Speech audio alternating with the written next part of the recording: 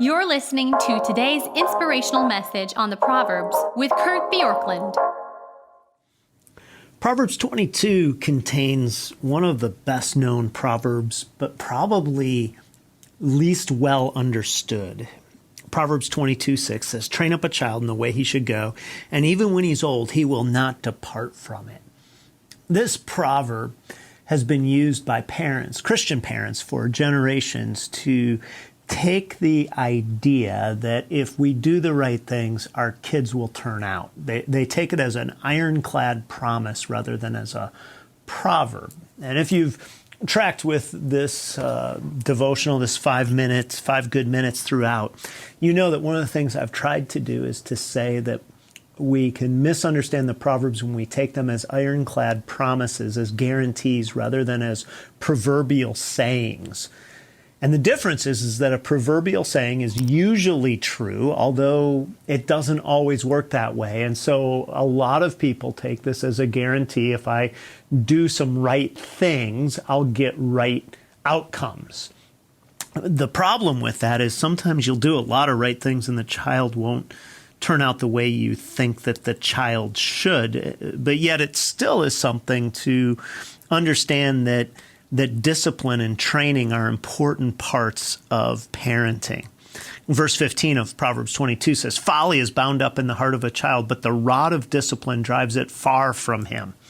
And so you have these ideas of training and discipline, and training, you could say, is a proactive, positive approach to parenting, saying, what do we want to shape and mold? In fact, some commentators have said to train up a child in the way he should go is an idea of training a child according to his or her own bent, instructing, leading, and discipline has the idea of correcting. So if somebody says train up a child according to their own bent, means that you just support and nurture, then they're ignoring verse 15, which is the idea of discipline. But if somebody sees verse 15 as purely being the verse, that it's all about discipline and not about nurture and training, then they also miss what discipline or what is needed in parenting. But here's the temptation that I believe happens for parents, and that is there's a temptation when you're a parent to want to be liked rather than to do what's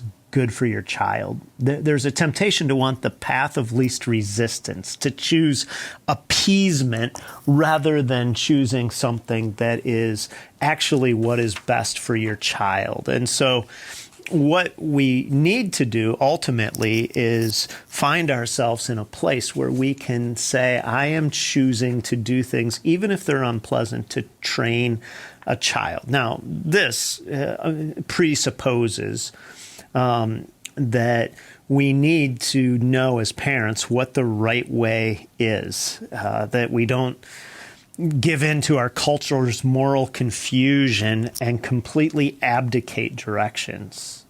It also means that parents are committed to training their children, and this takes courage and constancy, often to undo training that we have previously done that was done poorly. And it means that parents need to remain steadfast over time, because when it does not appear to be going in the right direction, sometimes we need to be able to say, I'm going to continue to try to move in a direction that brings the children to where I want them to be, or I believe they should be. Not all kids will come back, but we don't want to lose heart, because while you have the opportunity to train, you have the opportunity to shape what's going on. Tim Keller's commentary or devotional on this says this about Proverbs and parenting. It says there are 3 factors that determine the way a child grows up. The hearts they are born with, this is nature. The quality of the parenting they receive, this is nurture. And their own choices. And he says the 3 interact in a complex way that no one can control except God himself. A parent's final but most powerful resource then is prayer to God, who opens the heart. And so we can feel either too responsible for our children's choices or too little responsibility. And the reality is somewhere in the middle. these proverbs teach us to say, do what you can, but ask God to do what you can't.